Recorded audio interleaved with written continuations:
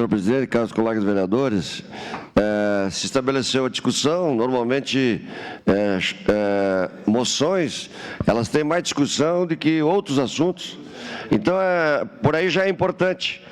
Eu assinei e assinaria novamente, porque sou contra o terrorismo, e vejam lá, eu não tenho acompanhado muito os jornais, mas foi planejado há 2, 3 anos esse ataque.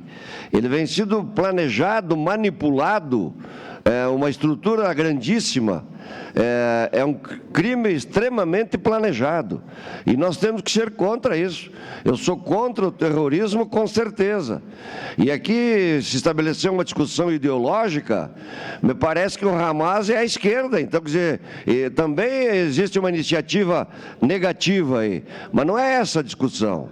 É discutir a discussão que se estabeleceu aqui, né?